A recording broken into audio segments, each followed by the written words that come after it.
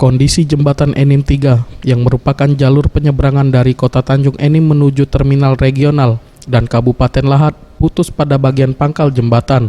Putusnya pangkal jembatan ini diakibatkan pondasi jembatan tergerus air sungai Enim yang meluap akibat curah hujan yang tinggi.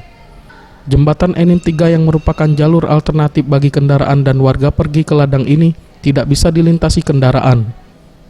Meski jembatan telah putus, masih ada saja warga setempat yang nekat menyeberangi jembatan dengan cara berjalan kaki. Lantaran jarak tempuh menuju pemukiman warga lebih dekat, salah seorang warga desa Karangraja, Butet, mengatakan sebelum jembatan Enim 3 putus, bagian bawah jembatan tersebut ambles secara perlahan akibat tergerus air. Lihat kan, air lana naik.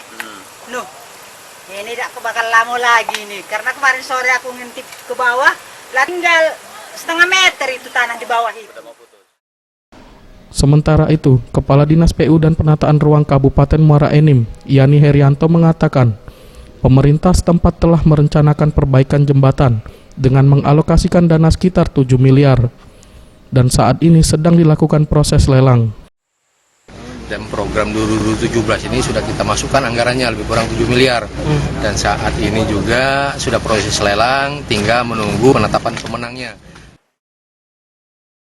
Dari Kabupaten Muara Enim, Zulfikri, Sriwijaya TV.